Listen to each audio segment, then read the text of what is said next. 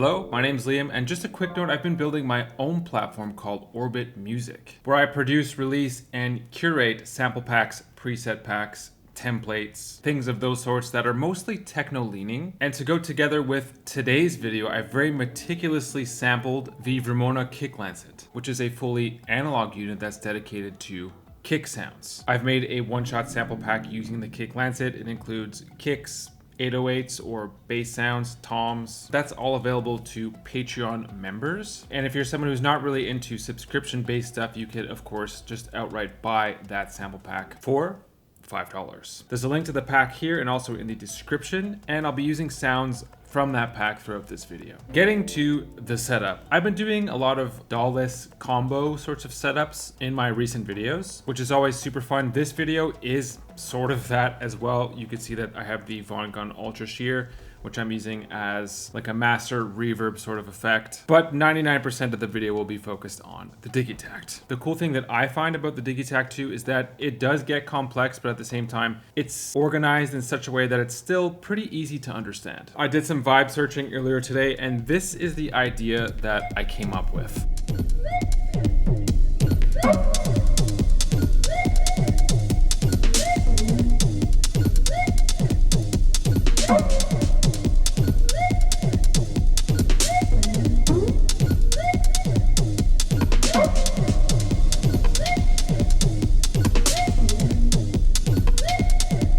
If during this video you're like, I'd love to pick up a Digitakt II or a Vongon Ultrasheer, consider using the affiliate links in the description of this video. That's a great way to support this channel. Doesn't cost you anything extra. So let's break this all down, starting all the way back at just the kick, which is on channel 1. Here it is, and as per usual, if you look into my param lock settings, there's always something going on there.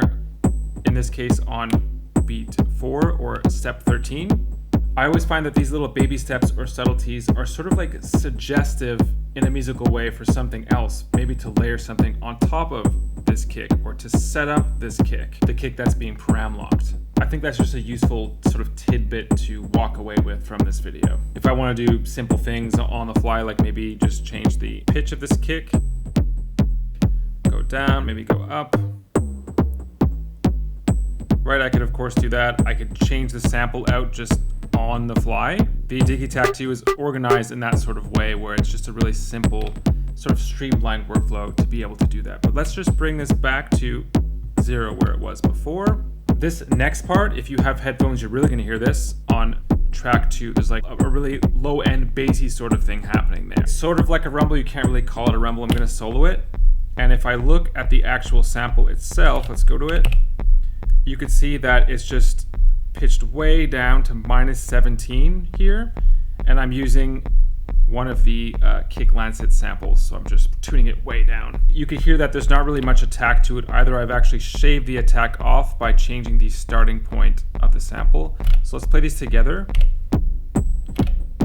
And actually this bass, I might even bring it up a little bit more so you could really hear it. So if you're wearing headphones, this is with it. This is without it. Put it back on. In the case of this rumble, I essentially just doubled the kick, and I also really pushed, if I go to the filter, I pushed the resonance on this specific frequency. I could maybe change this if I want. And basically I'm just finding the sweet spot, finding what I think fits with this kick on channel 1. I wanted a sort of tribal feel to this groove, so on track 3, I have these toms. You know what? I'm actually going to add a little bit of overdrive to this to make them stand out a little bit more.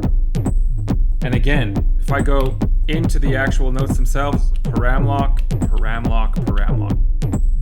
You could actually see what parameters and what pages I'm param locking things if I just hold down the note. So this one I could see I pulled the filter down. This one I changed the amp, added some effects to it. I changed the overdrive on some of them. And you know what? I'm actually feeling tuning these up a little bit, so I'm going to do that. Adding those param locks really just adds a sense of groove. On this last one here, I already mentioned it, the filter is pulled down almost to nothing. So it's almost like an afterthought in the groove. If I pull it back up, sometimes a little bit more standard, like a standard tribal techno groove, let's say, if I pull it back down. I like that better there for now.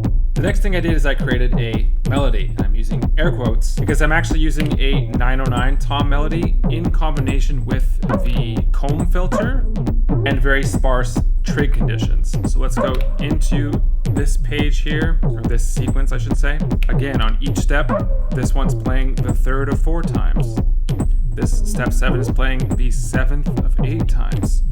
This one is playing the 4th of 4 times. And because this one is playing the 7th of 8 times, all in all, this is a 8-bar sequence, but the playhead is always on the same page. That's sort of like the genius of using trig conditions. As for the filter page, the comb filter, honestly, I don't want to touch this too much because if you change any little parameter, it just completely changes everything. And I really like this sort of melody that I have going on here. I think I changed some of the pitch as well, right? So I brought the pitch of this one shot down.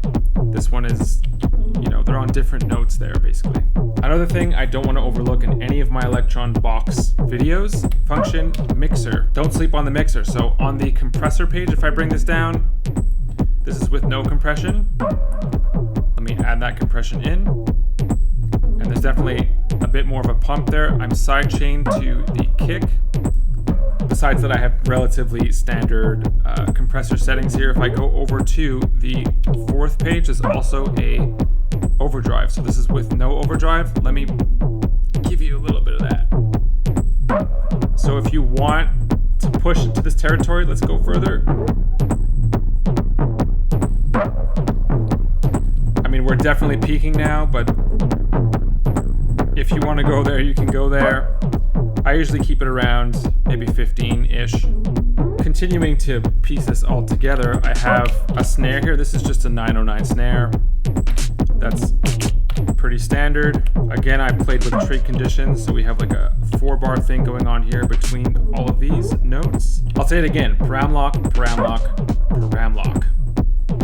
And then we'll go on to channel 7, which is pretty interesting. This is just a hi-hat. Again, it's a 909 hi-hat. And you'll notice that sometimes it's dry, sometimes there's no effects on it, and sometimes there is. And that's because I have an LFO on it. So this LFO is modulating the amount of delay that's being sent to channel 7.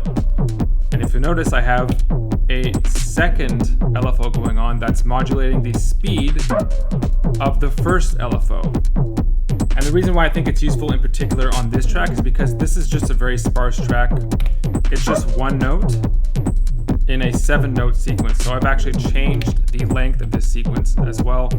You are able to do that with Elektron boxes. You could change the step length per voice, which is really cool. There's also a reset, which is set to 64. So after 64 steps, this 7-note pattern will reset onto beat 1. And I actually want to embellish this hi-hat a little bit more. So let's maybe change the tuning a bit because it's tuned too high. Bring up the volume. I could also pan this, so let's pan it to the left. Channel 8, I felt that there was room for a 909 rim. Can't go wrong with a 909 rim. They sound so robust. They kind of just work with everything, in techno especially. Channel 9 to 11, this is pretty basic hi-hat groove. So this is like a more open hi-hat. This is a more closed hi-hat. And this is actually a great moment, like we have the Vongon Ultrasheer sitting here. It's a great moment to bring this in. So this is how I was using it. I would usually leave the decay down. Brightness is set very high so that it doesn't get too muddy in the low end. But I felt like just this alone is pretty cool. Maybe bring the mix down a bit less than 25% for that sort of effect. And if you want to sort of drown things out,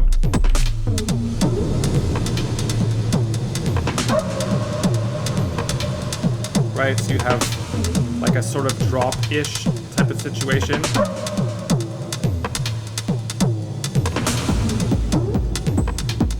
Which I think is really cool. And then finally we'll bring in this last sample here. This is just a longer sample which is playing on the downbeat. Here it is.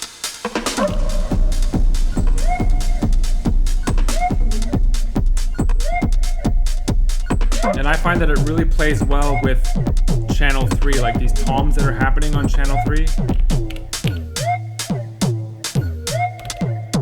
those really complement each other, I find. With the kick. In terms of LFOs that I've added onto the sample on channel 13, again, it's all LFO'd up. So if I go to modulation, again, I'm modulating the effects delay as well as the reverb. So we're getting a lot of effects modulation going on here. That's a lot of information for this beat. That's how I came up with it. Thank you guys so much for being here, and hope to see you in the next video.